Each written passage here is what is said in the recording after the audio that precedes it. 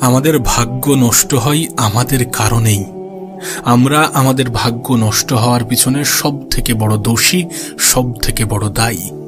হ্যাঁ, হয়তোবা নিজের মনকে সান্ত্বনা দেওয়ার জন্য রবকে দোষারোপ করা যেতে পারে, হয়তোবা নিজের মনকে বোঝানোর জন্য রবের উপরে অভিযোগ আনা যেতে পারে, কিন্তু একবার নিজেকে প্রশ্ন করে দেখুন, এতে আদেও কি কোনো লাভ আছে? আপনি যে আপনার রবকে বলেন যে কেন আমার সাথে এমনটা হয়, কেন আমার জীবনে এত বেশি খারাপ সময় আসে, কেন আমি এত বেশি কঠিন সময়ের মুখোমুখি হই, কেন আমার ভাগ্য এত খারাপ, আপনি যে আপনার রবের উপরে প্রশ্ন তোলেন, এতে আদেও কি কোনো লাভ আছে, যেখানে আমরা নিজেরাই নিজেদের ভাগ্য নষ্ট করছি? আপনি হয়তোবা বলবেন যে ভাগ্য তো আগে থেকে লেখা আছে, তাহলে নষ্ট হবে কিভাবে? আপনি কি জানেন আপনার ভাগ্যে কি আছে? আমি কি জানি আমার ভাগ্যে কি আছে? আমরা কি জানি আমাদের ভাগ্যে কি আছে? তাহলে ভাগ্যের দোষারোপ দিয়ে কি কোনো লাভ আছে? ভাগ্যের দোহাই দিয়ে হাত গুটিয়ে বসে থেকে কি কোনো লাভ আছে? আদেও কি কোনো লাভ আছে? নিজেকে প্রশ্ন করুন, অনেক সমস্যার সমাধান পেয়ে যাবেন। যখন আমাদের সাথে খারাপ কিছু ঘটে, যখন আমাদের মনের মতো কিছু হয় না, তখন আমরা বলি যে আমাদের ভাগ্য খারাপ, তখন আমরা বলি যে আমাদের কপাল খারাপ, তখন আমরা বলি যে আমাদের নসিব খারাপ। আর এটা বলে আমরা হাত গুটিয়ে বসে থাকি, আমরা নিজেকে সারেন্ডার করে বসে থাকি, কিন্তু আলটিমেট দিন শেষে এটা জানা যায়, এটা বোঝা যায়, এটা আমরা প্রত্যেকেই জানি যে আমাদের ভাগ্য সম্বন্ধে আমরা অবগত নই। তুমি যে বলো যে তোমার ভাগ্য খারাপ, তুমি কি তোমার ভাগ্য সম্বন্ধে জানো?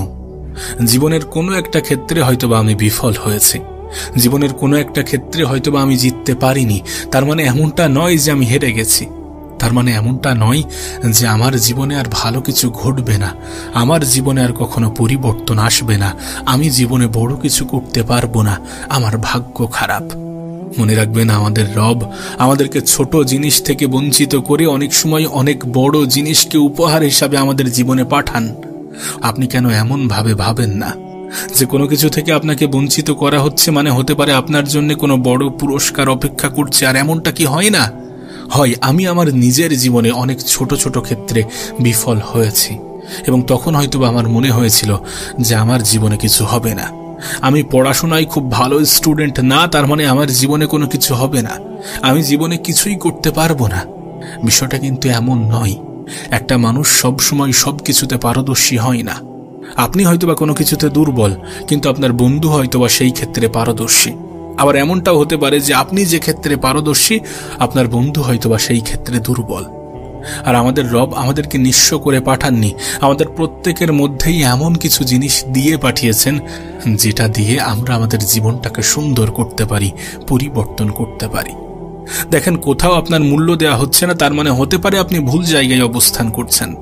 কোনো একটা স্থানে, কোনো একটা ক্ষেত্রে আপনার মূল্যায়ন করা হচ্ছে না, তার মানে এমনটাও হতে পারে যে আপনি কোনো ভুল জায়গায় অবস্থান করছেন। নিজেকে দুর্বল ভাবার, নিজেকে ছোট ভাবার, নিজের ভাগ্য খারাপ এমনটা মনে করার কোনো জায়গা নেই, কোনো সুযোগ নেই। যদি আমরা আমাদের রবের উপরে বিশ্বাস রাখি, তাহলে আমরা কখনোই হতাশ হব না।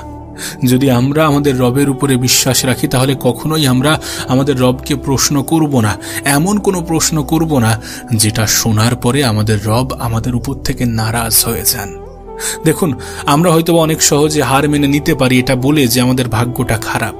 অলসতাকে নিজের জীবনে প্রশ্রয় দেওয়ার এটা একটা খুব সুন্দর মাধ্যম যে আমরা বলে নিতে পারি, আমরা বলে দিতে পারি যে আমাদের ভাগ্য খারাপ। কিন্তু আপনার ভাগ্যে কি আছে এটা আপনাকে কে বলেছে? আপনার ভাগ্যে কি লেখা আছে আপনি কি জানেন? আর 10টা মানুষ কি জানে? তাহলে কেন এটা ভাবছেন যে আপনার ভাগ্য খারাপ? জীবনের অনেক পর্যায়ে এটা তো দেখেছেন আপনি যে অনেক মানুষ সেখানে গিয়ে হেরে যায় যেখান থেকে আরেকটু গেলে হয়তোবা জিতে যেত, হয়তোবা জীবনটা সুন্দর হয়ে যেত, হয়তোবা জীবনে সফল হয়ে যেত। এমনটা ভাববেন না যে আপনার দ্বারা কিছু হবে না। কোনো একটা নির্দিষ্ট ক্ষেত্রে আপনি হেরে গিয়েছেন, তার মানে এমনটা নয় যে আপনি সম্পূর্ণ জীবনে হেরে গিয়েছেন। আপনার কাছে অনুরোধ করব, ভাগ্যের দোহাই দিয়ে রবকে দোষারোপ করে নিজের উপর থেকে এবং নিজের রবের উপর থেকে বিশ্বাস হারিয়ে নিজের মন খারাপের কারণ নিজেই হতে যাবেন না। আমরা বলি যে আমাদের ভাগ্য খারাপ, অথচ আমরা আমাদের সময়ের অপচয় করি। আমরা বলি যে আমাদের ভাগ্যে ভালো কিছু নেই, অথচ আমরা সময়ের অপচয় করে যাচ্ছি লাগাতার। আপনার রব যখন সময়ের কসম দেন, আপনার রব যখন আপনাকে বলেন যে সময় কতটা গুরুত্বপূর্ণ, পবিত্র কোরআনে যখন বিভিন্ন আয়াতের মাধ্যমে আল্লাহ পাক সময়ের গুরুত্ব ব্যাখ্যা করেন, বোঝান, তখন আমরা সেই সময়ের অপচয় করছি আর নিজেকে বলছি যে আমার ভাগ্যটাই খারাপ। ভাগ্য খারাপ নয়, এটা আমাদের অজুহাত দেওয়ার একটা মাধ্যম।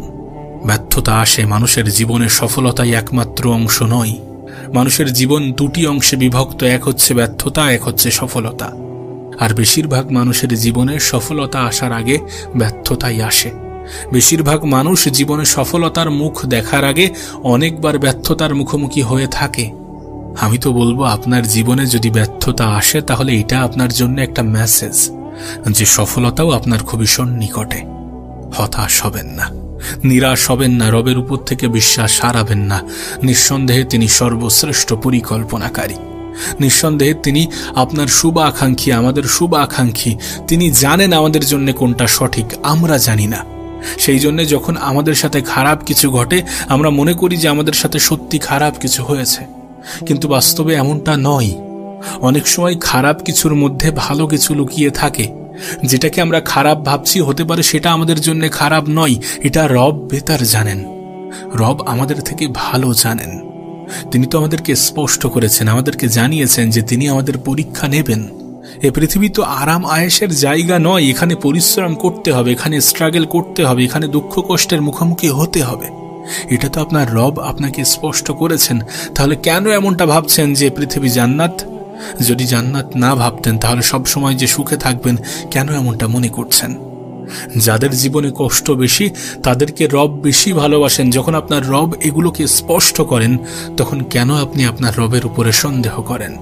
তখন কেন আপনি আপনার রবের উপরে প্রশ্ন তোলেন? বিশ্বাস করেন, আমাদের ভাগ্য খারাপ হওয়ার পিছনে আমরা নিজেরাই দায়ী। কারণ আমরা এটা মেনে নিয়েছি যে আমাদের ভাগ্যটা খারাপ। আমরা এটা মেনে নিয়েছি যে আমাদের ভাগ্যে আর কিছু হবে না, আমাদের জীবনে ভালো কিছু হবে না। আমরা এটা মেনে নিয়েছি যে আমাদের রব আমাদেরকে ভালোবাসেন না, কিন্তু বাস্তবতাটা সম্পূর্ণ ভিন্ন। আমাদের ভাগ্যে কি আছে আমরা কেউই জানি না। আমাদের রব আমাদের থেকে অনেক বেশি ভালোবাসেন আমাদেরকে, এবং তিনি আমাদের জন্য যেটা করেন সেটা আমাদের ভালোর জন্য করেন। আজ হয়তোবা আপনার কাছে খারাপ মনে হতে পারে, আপনার জীবনে হয়তোবা খারাপ কিছু ঘটছে, হয়তোবা মনের মতো সবকিছু হচ্ছে না। আপনি বলতে পারেন যে আমার জীবনে সবসময় দুঃখ, সবসময় কষ্ট। তবে আপনার রব কিন্তু উল্লেখ করেছেন যে কষ্টের সাথেই আছে স্বস্তি।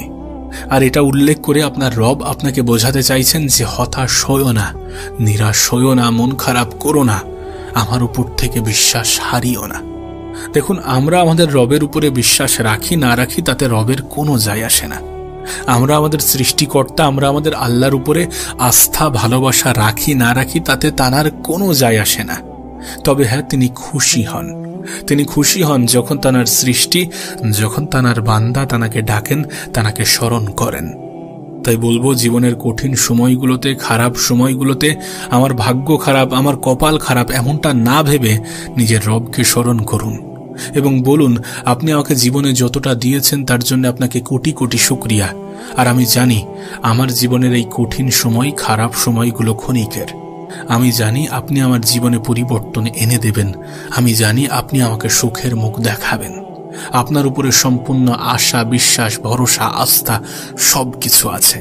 আমি আমার ভালো সময়গুলোতেও আপনার শরণাপন্ন হব, আমার খারাপ সময়গুলোতেও আপনার শরণাপন্ন হব। আপনি আমাকে যে অবস্থাতে রেখেছেন, যতটা দিয়েছেন তার জন্য আলহামদুলিল্লাহ। এবং আমার জীবনে আর যা যা ঘটবে সেগুলোর জন্যেও আলহামদুলিল্লাহ। অতীতে যেগুলো ঘটেছিল সেগুলোর জন্যেও আলহামদুলিল্লাহ। আপনার উপরে আমার কোনো অভিযোগ নেই। যদি আমার সাথে খারাপ কিছু ঘটে তাহলে সেটাও আমার জন্য ভালো, যদি আমার সাথে ভালো কিছু ঘটে তাহলে সেটাও আমার জন্য ভালো। আমি আমার মনের অজান্তে যদি আপনাকে অভিযুক্ত করে থাকি, আমাকে ক্ষমা করে দেবেন। আপনি ক্ষমা না করলে আমার জীবন কখনোই ভালো হবে না।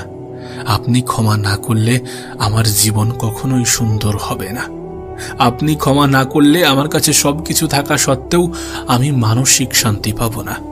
আমাদের উচিত আমরা জীবনে যতগুলো দোষারোপ করেছি রবকে, সবকিছুর জন্য ক্ষমা চাওয়া, সবকিছুর জন্য ক্ষমা চাওয়া। কারণ তিনি আমাদের জন্য যা কিছু করেছেন সেটা আমাদের জন্য বেতার ছিল, এই জন্য তিনি করেছেন।